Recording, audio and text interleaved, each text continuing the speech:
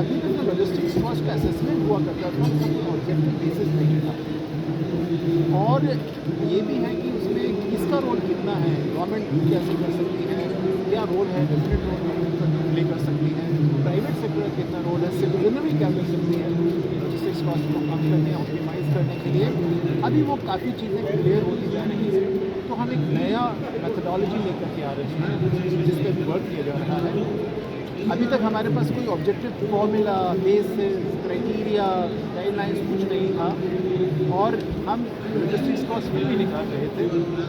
और ज़्यादातर ये हुआ कि लॉजिस्टिक्स कॉस्ट को एक परसेप्शन बेसिस और परसेप्शन असेसमेंट पे ही कैलकुलेट किया गया, जो कि इतना सही नहीं था। गलत तो नहीं कहूँगा मैं, क्योंकि परसेप्शन के नीचे भी परफॉर्मेंस होता है, तो गलत तो नहीं था, लेकिन सही भी इतना नहीं था।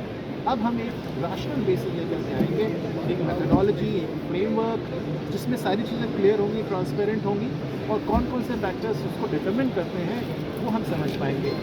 जब हमारे पास ये एक फ्रेमवर्क आ जाएगा, उसके बाद हम लॉजिस्टिक्स कॉस्ट को उसके बेसिस पे कैलकुलेट करेंगे। फिर आप हम बता पाएंगे कि लॉजिस्टिक्स कॉस्ट क्या है इस देश में, और हम क्या टारगेट रख सकते हैं। टारगेट भी तो ऑब्जेक्टिव असेसमेंट के बाद ही होना चाहिए, क्योंकि टारगेट भी तो ऑब्जेक्टिव होते हैं।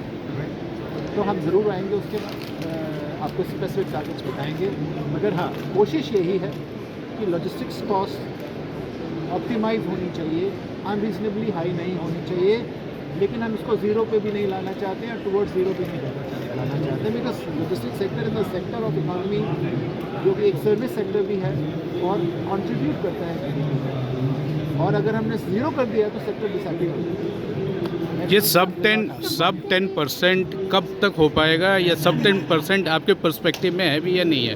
बिल्कुल है, और आपने अगर लास्ट एक NCR का असेसमेंट के बारे में सुना होगा, आज से 5-6 महीने पहले, उसमें जो लॉजिस्टिक्स कॉस्ट एक क्विक असेसमेंट किया गया, जो NCR का SUT मॉडल कहलाता है, उसके बेसिस पे हमारी लॉजिस्टिक्स कॉस्ट सब 10 पे ऑलरेडी पहुंच चुकी है। तो आप इस बारे में आश्वस्त हो सकते हैं, लेकिन हम उससे संतुष्ट अभी भी नहीं हैं। हम उसको थोड़ा और कम करना चाहते हैं, लेकिन उसको कम काम करने के लिए जो एक्शन होगा, एक्शन पॉइंट्स होंगे, एक्शनेबल चीज़ें होंगी, उसको समझने के लिए हमें फ्रेमवर्क की ज़रूरत है। डेफिनेटली ये पर्सपेक्टिव में है कि हम उसको सब 10 लेवल पे लेके जाएंगे, और नीचे भी ले जा सकते हैं, जो ऑप्टिमम लेवल होगा। ये फ्रेमवर्क जो हम बनाने की में भी काफ़ी लगे हुए हैं, NCR से हमने MOU भी साइन किया है पिछले ही हफ्ते।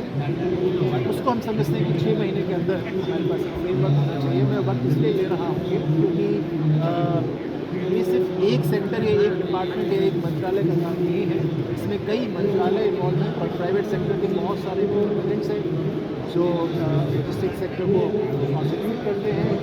एक लॉजिस्टिक सर्विस प्रोवाइडर्स का साइड है, दूसरी लॉजिस्टिक सर्विस कंज्यूमर्स का साइड है। तो ये कॉस्ट किसकी है आपकी? लॉजिस्टिक्स सर्विस प्रोवाइडर की cost of creation of the service है, या जो कंज्यूमर ऑफ द सर्विस है उनको परचेज करने की कॉस्ट। सो अभी वो भी एक जो धर्म संकट है, उसको हमें उसका समाधान करना है, उसके बाद आगे बढ़ेंगे।